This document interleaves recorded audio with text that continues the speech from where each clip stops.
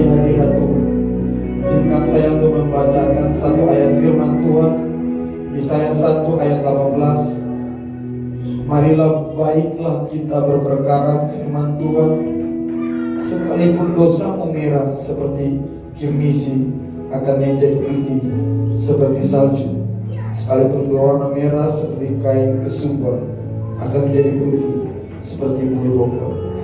Jemaat Tuhan, inilah baiknya Tuhan dalam kehidupan kita. Sebesar apapun dosa kita, Tuhan mau mengampuni kita. Mari kita pagi hari ini masuk dalam hadirat Tuhan, masuk dalam penyembahan Tuhan. Yesus.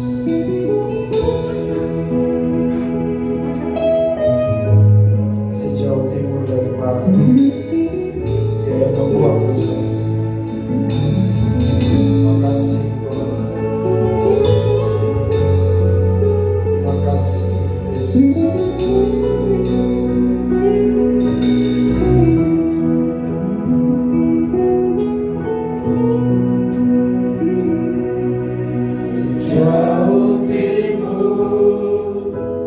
Dari barat Engkau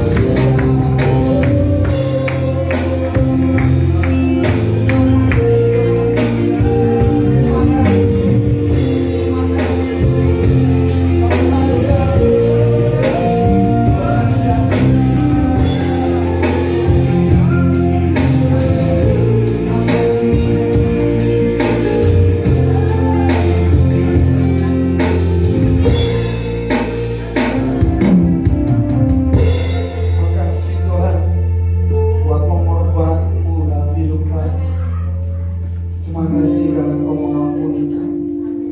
Makasih karena kami datang di sini dan Tuhan merayakan kami. Kami mau lebih lagi buat Tuhan. Kami percaya bahwa hadirat Tuhan sudah ada di tempat ini. Amin. Dan kami mau bersuka cita. Kami mau terus memuliakan Tuhan dengan segenap hati kami, dengan segenap suara kami, sehingga nama Tuhan ditinggikan di tempat ini. Haleluya, dalam nama Yesus. Nama Tuhan sama-sama kita katakan. Amin.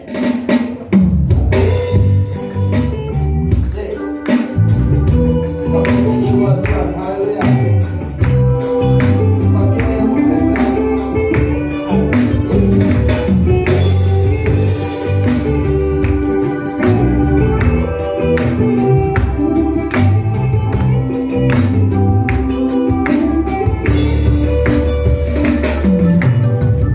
Tuhan kita yang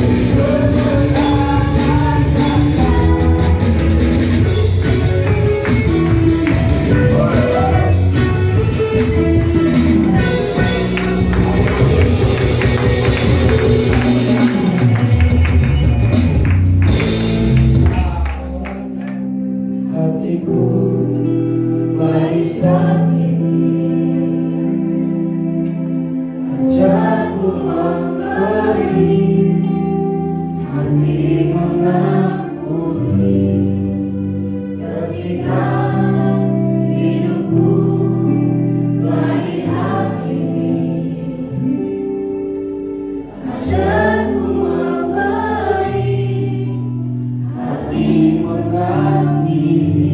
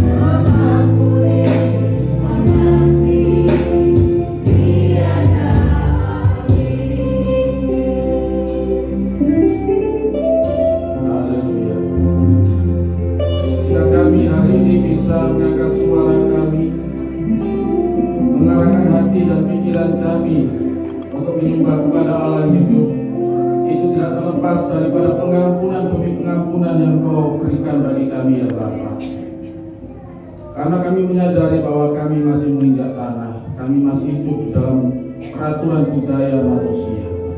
Setiap saat, setiap waktu ada kecenderungan bagi kami yang masih hidup dalam dibalut daging ini untuk melanggar kebenaran firman-Mu ya Bapa. Tapi sekali lagi jika kami hari ini boleh berkumpul di ruangan ini Tuhan, dan kami boleh memuji Allah yang hidup, kami boleh bersorak-sorai, dan kami Tuhan boleh mengangkat suara menaikkan doa-doa kami di hadapan-Mu. Itu semua oleh karena pengampunan-Mu Tuhan. Engkau melupakan setiap masa lalu kami yang begitu kelam, karena Engkau Allah yang memperhatikan masa depan kami ya Tuhan. Terima kasih Allah, terima kasih Bapa. Saat ini bagian-Mu ya Roh Kudus untuk Engkau berkarya. Hamba-Mu yang sudah menyiapkan ini kami kembalikan ke dalam tangan-Mu, dan biarlah firman yang akan tersampaikan ini Tuhan betul-betul dapat bertumbuh, berbuah dan berakar nantinya untuk menghidupi umat-Mu yang Kau percayakan di tempat ini ya Bapa. Terima kasih Bapa, terpujilah Kau, terpujilah Kau.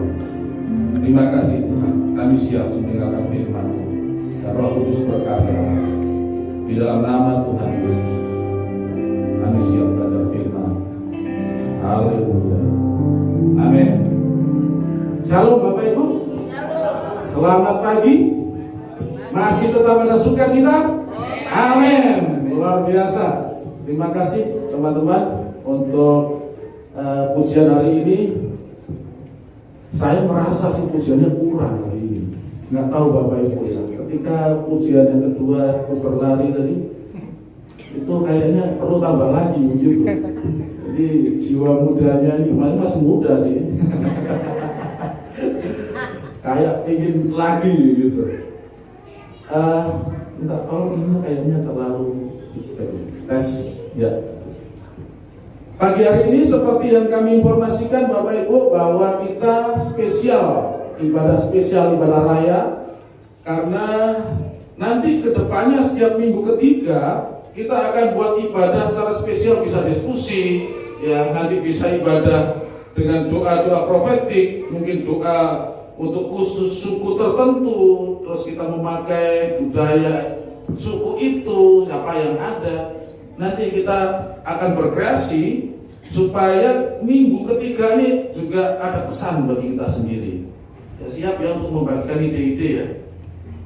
Kami tunggu ide-ide dari Bapak Ibu semuanya.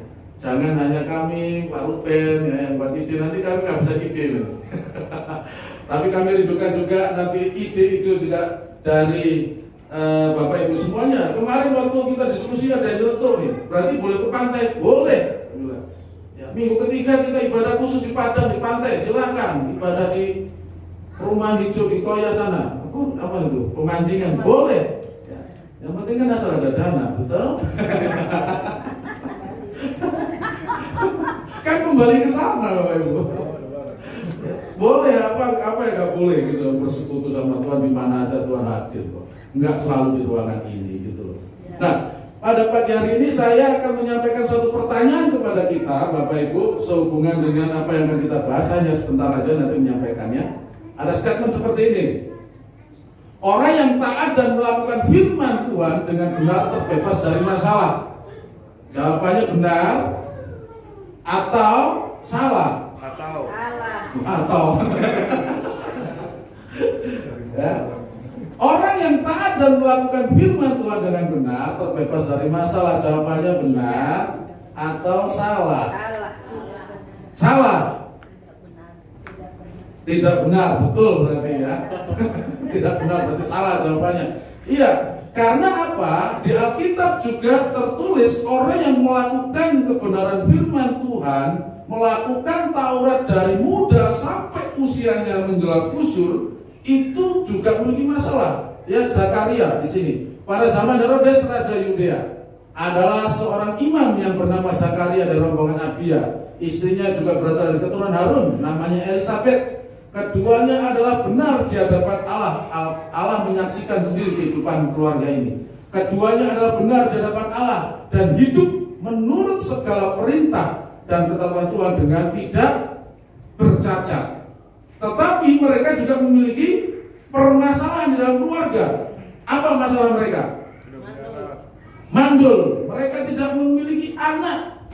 Ya, yang sudah kami sampaikan beberapa minggu yang lalu. Jadi Bapak Ibu, kalau misalkan statement tadi Bapak Ibu anggap benar, ya, nah itu sesuatu yang perlu kita pertanyakan. Makanya pada pagi hari ini saya mengambil tema untuk diskusi nanti yang akan kita lakukan adalah menjaga diri dan mengampuni. Menjaga diri dari apa? Menjaga diri dari statement-statement dunia ya, yang sebenarnya seolah-olah ini benar, tetapi ketika kita pahami itu tidak benar. Coba kalau tadi kita anggap benar, ya, ketika kita sudah rajin beribadah, rajin pelayanan, nggak pernah telat, doa puasa ikut, ya tiba-tiba ada masalah, ternyata ikut Tuhan sungguh-sungguh juga ada masalah, ya sama aja. Jadi akhirnya kecewa dengan Tuhan, meninggalkan Tuhan. Nah inilah yang kita perlu, ya. Teksnya ada di Lukas, Bapak, teksnya ada di Lukas 17 ayat 3 dan 4. Kita baca sama-sama dalam hitungan yang ketiga ya. 1, 2, 3. Jagalah dirimu, jikalau saudaramu berbuat dosa, tegurlah dia, dan jikalau ia menyesal, ampunilah dia. Bahkan jikalau ia berbuat dosa terhadap engkau 7 kali sehari, dan 7 kali ia kembali kepadamu dan berkata, aku menyesal, engkau harus mengampuni dia. Asik, berarti kalau kesalahan yang 8 kali kita boleh nggak mengampuni, betul? Berarti kalau ada yang 1 hari yang ke-8 datang, wah ini kesempatan nih. Saya udah tunggu-tunggu yang ke-7 nih mau datang ini, yang ke-8 ini baru bisa tindis loh. Ya, karena kita banyak 7 aja. Tidak seperti itu Bapak Ibu ya, tidak seperti itu. Nanti kita akan lihat. Yang pertama, kita menjaga diri dari apa? Ya. Yang pertama adalah kita menjaga diri dari ragi Farisi dan Saduki dan ragi Herodes. Pernah dengar ini ya? Kita buka Alkitab kita di dalam Matius 16 ayat 11 dan 12. Ini yang perlu kita jaga. Ya, pola pikir kita supaya kita tidak terjerumus ke dalam perilaku yang tidak sesuai dengan Alkitab. Sudah ketemu? Matius 16 ayat 11 sampai 12. Yang membawa Alkitab, membawa HP, saya yakin itu sudah diinstal semuanya, ya.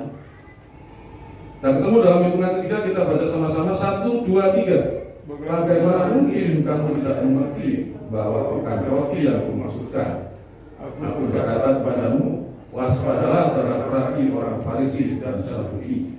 Ketika itu barulah mereka mengerti bahwa bukan maksudnya supaya mereka waspada terhadap roti, melainkan terhadap ajaran orang Farisi dan Saduki. Berikutnya tuh Markus 8 ayat 15. Lalu Yesus memperingatkan mereka katanya, berjaga-jagalah dan awaslah terhadap ragi orang Farisi dan ragi Herodes. Kita harus menjaga pola pikir kita dari ajaran orang Farisi, dari ajaran orang Saduki, dan dari ajaran orang-orang Herodian.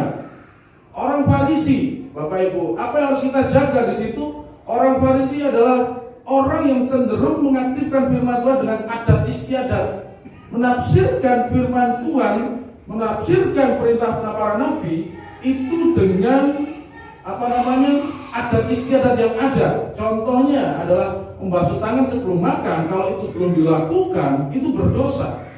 Dan ini ketika percakapan dengan Tuhan Yesus, ketika murid-muridnya makan tanpa cuci tangan, ya sebenarnya maksudnya betul supaya sehat, tetapi alasannya nggak betul. Karena didasari dengan kalau nggak cuci tangan dulu berarti nggak sah.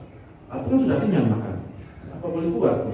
Ya, Yesus mengajarkan kepada murid-muridnya supaya terbebas dari bahaya kemunafikan. Ini maksudnya supaya apa? Kita terhindar dari ragi orang Farisi adalah supaya kita itu tidak munafik di dalam menjalankan agama kita. Dalam beribadah kepada Tuhan, kita itu tidak terjerumus ke dalam kemunafikan, mencari nama berdoa di tempat-tempat umum, ya. Dan Tuhan Yesus mencela orang-orang Farisi dan ahli-ahli Taurat oleh karena kemunafikan mereka. Ya. Rata-rata orang Farisi adalah orang-orang berekonomi menengah ke bawah, pedagang, ya, mereka banyak konsultasi sama mereka. Yang kedua, ragi orang Saduki. Apa yang dimaksud dengan ajaran Saduki? Orang Saduki ini rata-rata adalah orang borjuis, orang-orang kaya, orang-orang terpelajar. Ya, mereka menikmati kehidupan dunia dengan enak karena banyak kekayaan, sehingga mereka tidak mempercayai kebangkitan, tidak mempercayai hidup kekal, tidak mempercayai malaikat atau roh, bahwa hidup hanya sekarang aja, nanti nggak ada, habis.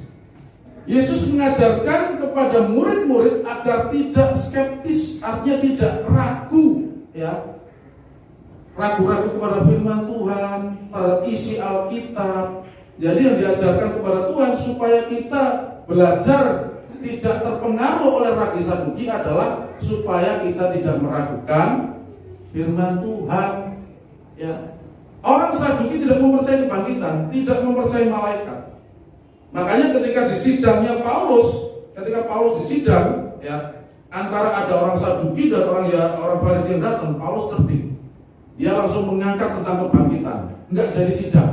Antara orang Farisi dengan Saduki berantem sendiri, karena pahamnya berbeda. Paulus cerdik waktu dia disidangkan. Yang ketiga, dari paham ragi Herodes, apa maksudnya? Agar para murid tidak mengikuti langkah golongan Herodian. Herodian ini adalah seperti kalau Indonesia sekarang gini, kalau Jokowi itu ada projo, ya, aliran projo, pro Jokowi, ya. Kalau dulu zaman SBY juga ada. Nah, Herodian itu orang seperti itu, suatu kumpulan masyarakat yang mengagung-agungkan Herodes, ya, dengan tujuan apa? Tujuannya adalah supaya mereka itu mendapatkan keuntungan dari sana, dari politik. Ya, Tuhan Yesus ingin supaya para murid tidak menaruh pengharapan pada agenda politik dunia. Politik tidak boleh menggarami ajaran Kristus, tetapi sebaliknya ajaran Kristus itu harus menggarami politik. Itu yang betul sebenarnya. Tetapi sekarang kan salah kaprah. Hanya karena membutuhkan dukungan kursi, 1-2 kursi supaya lolos untuk pilkada. Dengan adanya suatu perjanjian, karena saya sendiri juga tahu ada salah satu pimpinan kami dulu yang mencalonkan jadi bupati, ya, untuk mendapatkan dukungan kursi ada deal-deal secara khusus. Salah satunya yang memang beliau tidak mau, kalau nanti kamu jadi bupati selama 5 tahun periode harus ada berdiri rumah ibadat agama lain sekian puluh, baru tak kasih kursi kamu. Tapi waktu itu tidak mau pimpinan kami. Nah, itu deal-deal politik. Ya, makanya jangan heran kalau di Papua ini ke arah itu banyak rumah ibadah lain di setiap perumahan. Kami sudah ada deal di sana sebelum ada kursi yang diberikan untuk mendukung dia. Nah, sedangkan orang Kristen tidak mau ke sana, terbelah suara kita. Ya. Jadi yang ketiga, Bapak Ibu, kita harus menghindar, memagari diri kita, menjaga diri kita dari ragi orang Herodes, yaitu apa? Supaya kita tidak mengandalkan kekuatan manusia atau kekuatan politik. Ini yang harus kita pahami. Jagalah dirimu dari kemunafikan, jagalah dirimu dari meragukan firman Tuhan, jagalah dirimu dari apa? Dari mengandalkan kekuatan manusia atau politik. Ya, 3 hal yang Tuhan ajarkan. Dan juga bahwa dunia ini mengajarkan beberapa hal yang sebenarnya seperti benar tetapi bertentangan dengan firman Tuhan. Contohnya, bahwa di dalam dunia ini ada pemahaman, ada lingkaran kehidupan, inkarnasi. Ya, makanya ada suatu kepercayaan yang memahami bahwa mereka tidak akan membunuh hewan, tidak akan memakan hewan. Karena apa? Itu nanti akan, itu mungkin reinkarnasinya dari leluhur saya yang mungkin hidupnya tidak baik. Oh, dia jadi kambing, akhirnya kita nggak makan kambing. Nanti supaya dihukum di situ dan mungkin di situ sudah selesai hukumannya, kembali reinkarnasi menjadi manusia. Padahal Alkitab tadi mengatakan, dan sama seperti manusia ditetapkan untuk mati hanya 1 kali saja, dan sesudah itu dihakimi. Tidak ada reinkarnasi, tidak ada lingkaran kehidupan di dalam pemahaman iman Kristen. Yang kedua, dunia mengajarkan katanya seolah-olah benar, tetapi di situ sebenarnya itu tipu muslihat. Manusia mengasihi manusia yang sesama dengan kita. Ini permainan kalimat, tetapi maknanya jauh berbeda. Mengasihi manusia yang sesama dengan kita, makanya Bapak Ibu, sampai kuburan pun ada yang namanya plot kuburan titik-titik. Orang di luar iman mereka nggak boleh dimakamkan di situ.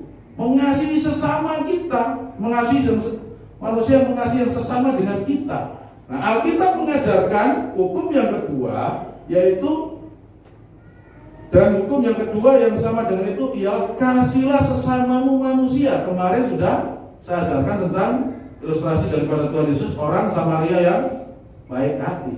Ini beda jauh, mengasihi manusia yang sesama dengan kita, sama kasihlah sesamamu manusia. Ini artinya beda jauh. Ya. Beda jauh. Kalau mengasihi sesama dengan kita, segolongan, seiman, sesuku, di luar itu bukan seperti orang Yahudi. Yang ketiga, apalagi yang dunia ajarkan yang seolah-olah itu benar, ya, membenci orang yang menyakiti kita. Seperti tadi, kalau Yohanes ke-8, bolehlah saya tampar dia, karena kita banyak mengatakan 1 hari 7 kali. Ya, tidak seperti itu. Ya. Artinya apa? Juga tidak mungkin orang 1 hari datang kepada kita 7 kali memohon ampun oleh karena kesalahan yang sama. Ya. Tetapi kalaupun itu iya, berarti apa? Orang itu meskipun pengampunannya hanya ada di bibir, tetap kita harus diajarkan untuk mengampuni. Seandainya itu terjadi, 1 orang 7 kali datang ke rumah kita bersalah, ya, pagi sudah datang, aku salah sama kamu gini-gini, udah pulang.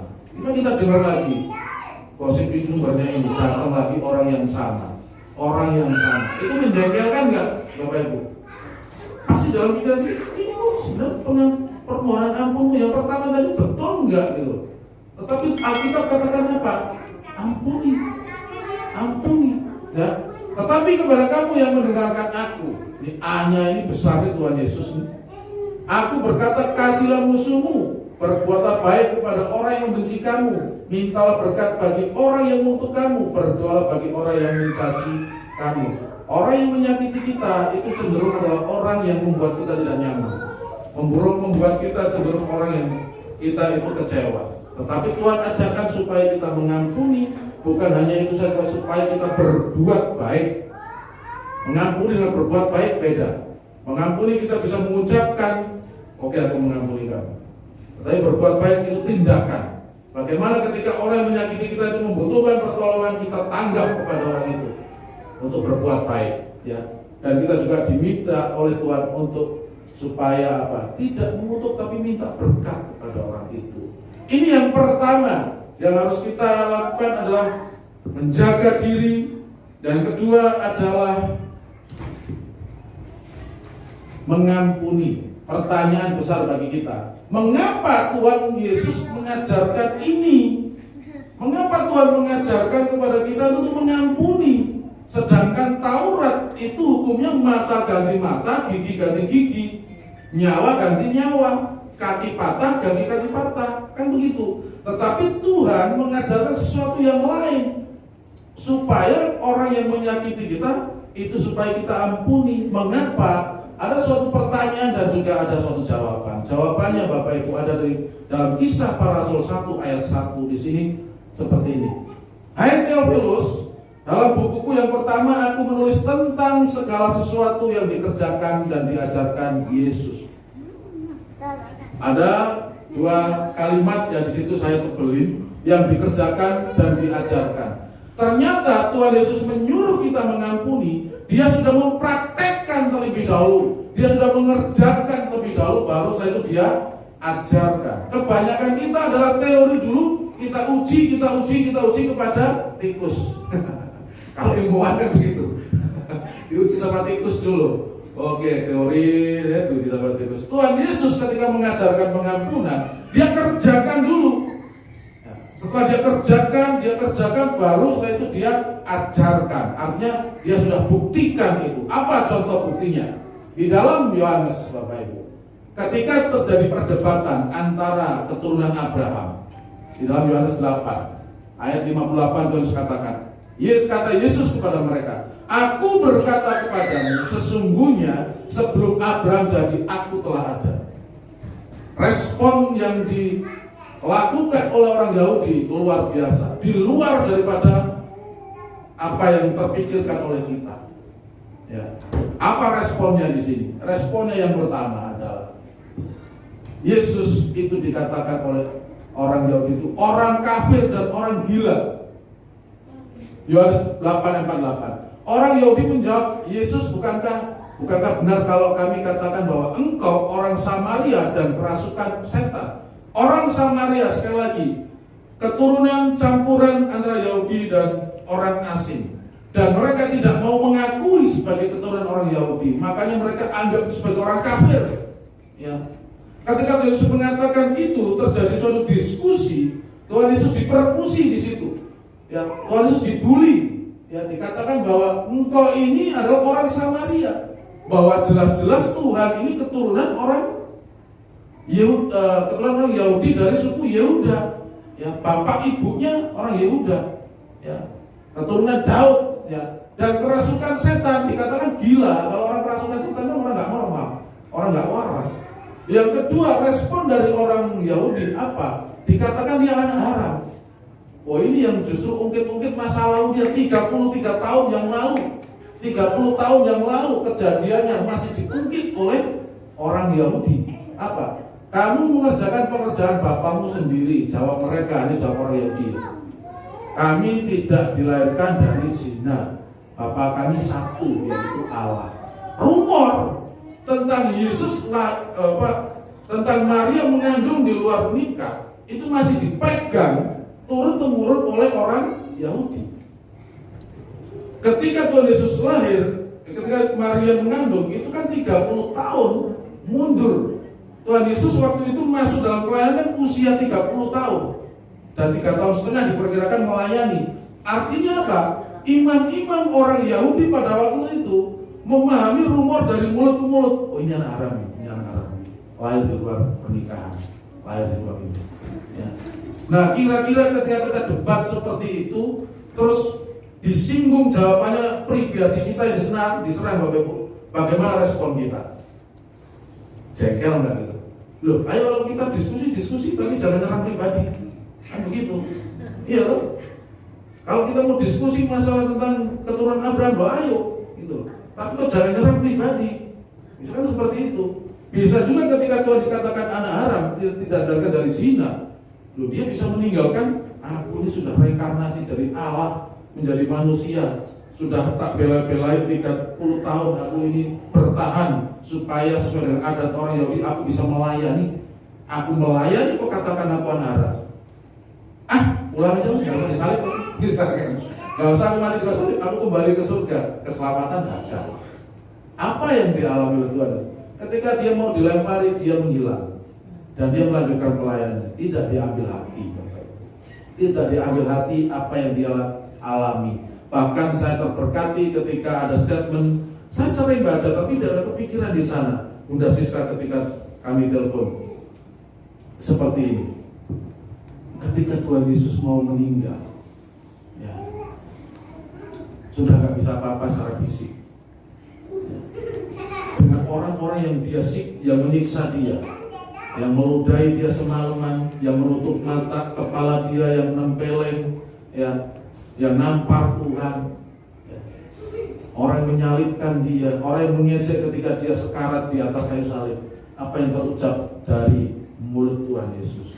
Yesus berkata, ya Bapa, ampunilah mereka, sebab mereka tidak tahu apa yang mereka perbuat.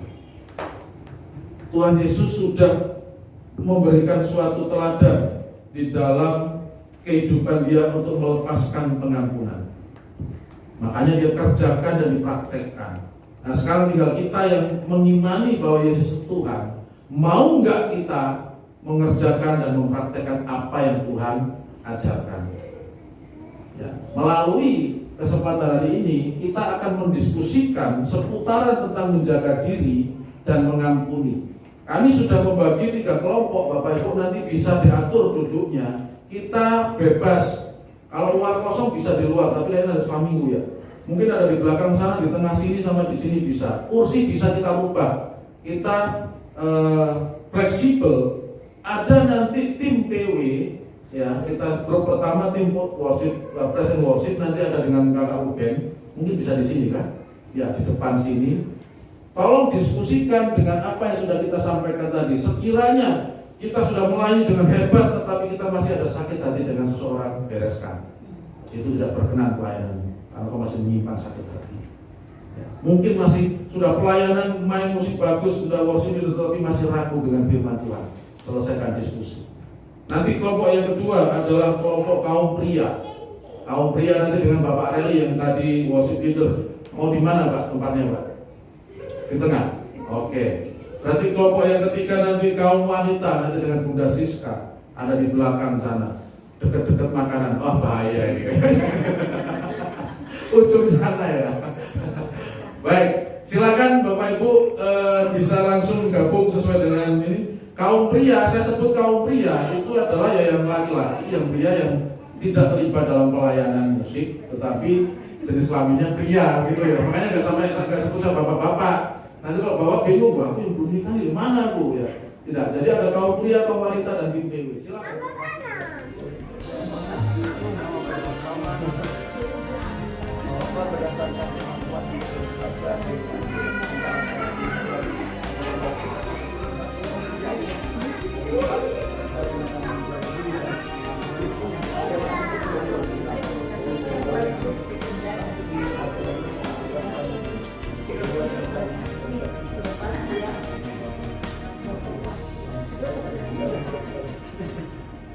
Itu hal yang paling sulit untuk orang lakukan. Gimana itu? Coba kasih komentar. Kenapa sulit? Ya benar, tidak benar lagi dan cukup kita merasakan sakit hati. Pasti kita marah.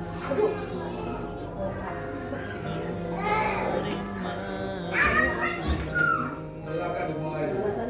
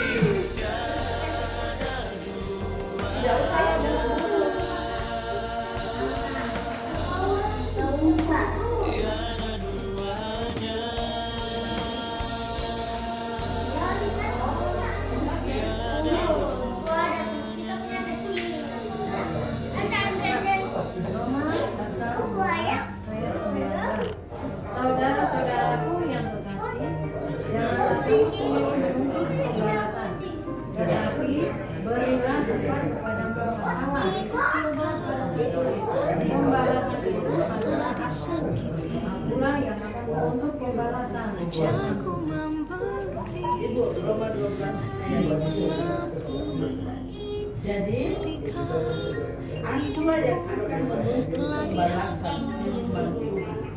Pembalasan tugas kita itu melupakan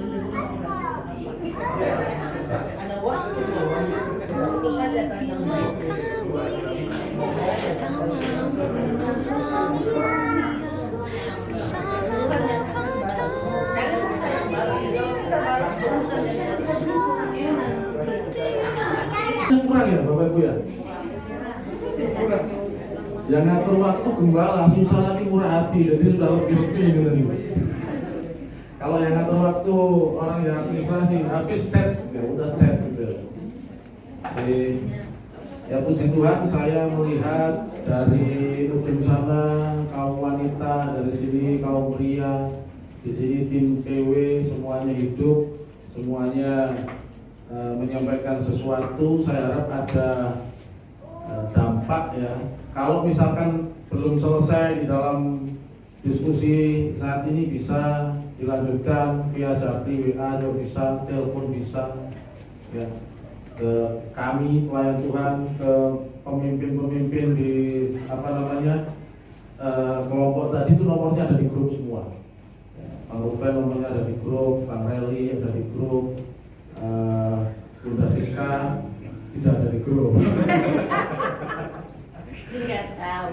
Iya, karena beliau lebih nyaman untuk tidak pakai medsos gitu ya. Jadi terkait seperti itu. Baik, mari kita tundukkan kepala, kita berdoa untuk berdoa sekali lagi ya. Tadi saya lihat memang di masing-masing kelompok sudah berdoa kecuali tim BW yang tidak berdoa. Makanya kita berdoa sekali lagi untuk firman Tuhan pada pagi hari ini. Bapak, terima kasih melalui diskusi ini, biarlah kebenaran firman-Mu lebih mengenal lagi dalam kehidupan kami. Kami sudah diskusi dengan saudara-saudara seiman, tentunya melalui pengalaman-pengalaman dari masing-masing pribadi-pribadi yang menyuarakan isi hatinya, biar saling menguatkan, menjadi pelajaran dari satu sama yang lain. Begitu juga dengan firman Tuhan, begitu juga dengan motivasi-motivasi dari pemimpin kelompok masing-masing, biar itu juga meneguhkan dan menguatkan masing-masing pribadi yang ikut di dalam diskusi pada saat ini. Kami akan mengakhiri firman ini, namun kami menyerahkan selanjutnya Roh Kudus untuk terus membentuk kami. Biarlah firman ini tidak kami lupakan begitu saja, tetapi firman ini biarlah semakin hidup, oleh karena Roh Kudus mengingatkan dan membantu kami untuk memampukan kami, untuk kami menjaga diri dari kemunafikan, dari meragukan firman-Mu maupun dari mengandalkan kekuatan manusia. Begitu juga biarlah setiap kami senantiasa dimampukan untuk mengampuni dan senantiasa untuk melepaskan rasa sakit hati atas masa lalu yang ada, karena kami hidup bukan dasar dari masa lalu, tetapi hidup oleh karena masa depan bersama Yesus. Terima kasih Bapakku, terpujilah nama-Mu. Ini doa kami, ini ucapan syukur kami serahkan semuanya hanya di dalam Tuhan Yesus kami berdoa. Haleluya.